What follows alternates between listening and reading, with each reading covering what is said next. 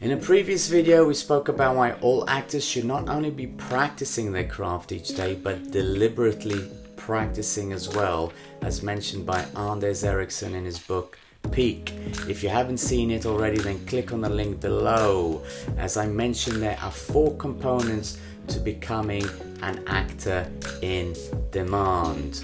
The second component for acting greatness is the one I'd like to call the stretch. Actors shouldn't only perform, they should also act. The act in this instance means to stretch. Stretching is more than facing the camera or standing on stage. It's about being proactive, taking charge and making things happen. It's about being the spiky purple sheep amongst the fluffy white herd. This is where our strengths comes into play. As artists, we all have the capability to stretch our abilities. We are creatives and it's our job to create not just our goals, but something more immediate and tangible, whether it comes to writing, directing, set dressing, costume making, cooking, and even producing. Finding the ability to learn a new skill or capitalizing on the talent we already have will help us stand out from the rest of the acting herd. Acting, of course, should always be the priority, but that doesn't mean we can't add further strings to our bow. Having another skill set has almost become a prerequisite if we are to compete with the thousands of actors out there, all of whom are vying for the same attention we are looking to attract as actors. And as actors and artists, it's our job to dig a little deeper, search a little further, and discover our inborn gifts and skills. Take writing, for example. We may not have the creative flair that, let's say, Tarantino or Aaron Sorkin have, but that doesn't matter. What does matter is that we have a concept, a spark of an idea, a what-if moment for a character that we can explore. Yes, it should be a character that we've been told we'd be great at performing and we would be good at portraying. A character that we can take on a journey, a voyage of self-discovery and create for a potential audience. This character has to resonate with us, must count for something before we can kick off with writing a backstory for him or her. Then, and only then, once we've birthed this character, we then pass it on to another writer to take the reins.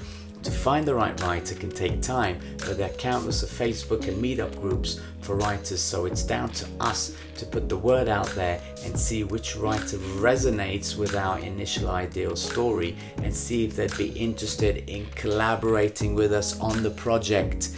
This also doesn't have to cost us much money, since there are hundreds if not thousands of writers out there that are hungry for work, even if it's unpaid. Once a story is written, whether in short form, as sketches, or as I'd like to suggest, webisodes, we can then move on to the next phase of attracting the right director, producer, and even cinematographer to the project. The idea here is to think outside the box and stretch beyond our capabilities, and to find the right people whom we can utilize their time and expertise. If we can surround ourselves with a coterie of talent, even if they're just starting out, but have the passion and drive like we have, then amazing things can happen.